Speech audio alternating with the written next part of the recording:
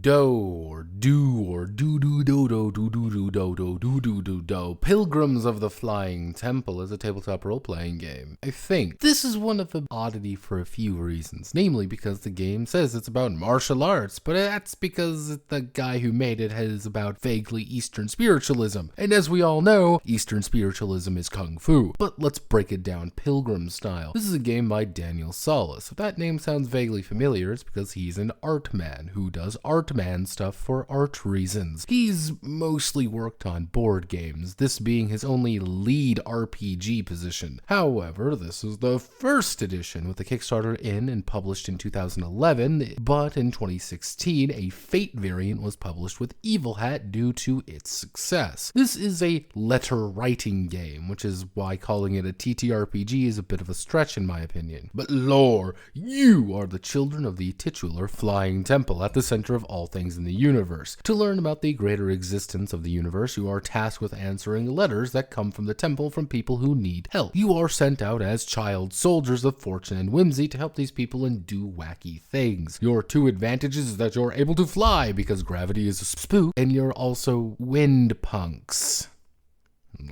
But enough about that, what's the actual game like? Well, in this GM-less storytelling letter writing game, you're trying to write out and what happens. That's it, really. Each letter or adventure has a number of goal words that you need to use to complete it. But with a limited amount of goes around, you need to be thinking about how to tactfully use each word in the ideal way. However, this is also bullshit because you can't string multiple words together. Our characters are just a name at the end of things. For Pilgrim Lightning Boots, that means our first name is our trouble, which is going to hinder us, and our second name is how we are going to help people. That's pretty easy to understand though. You have a set of white and black stones, 20 of each in fact, in a bag that will be your randomizer for most things. When it's your go, you're going to draw 3 of these out and see what you get. You'll either keep all the white or black stones of your choice and return the rest. Let's say we choose 2 white and return the 1 black stone. We would write a sentence using a goal word, and the other players will then write a sentence using a goal word and getting us into trouble. When a pilgrim is in trouble, the next draw will be a sentence about us trying to get out of trouble. As long as you're in a situation, you're not contributing to the goal worlds, but still eating stones. When anyone reaches 8 stones total, the situation is over and you're going to either solve the crisis or fail catastrophically. The stone outcomes have their own unique little variations and issues, but taking more usually is a better outcome, but you're killing your later options. And at the end of the day, it's pick up rocks, choose your outcome, and write it down. Depending on how many stones you end up with, you'll have to mark your destiny as either world or temple. The more you end up with, the more your adventures are leading you to an outcome at the end of your adventure, namely whether you join a world or join the temple. Generally speaking, it's not really a TTRPG in any traditional sense, but I'd say it's better to game to teach people about writing and its nuances. Good, bad, well that's hard to define something like this as either. It's a weird mix of writing,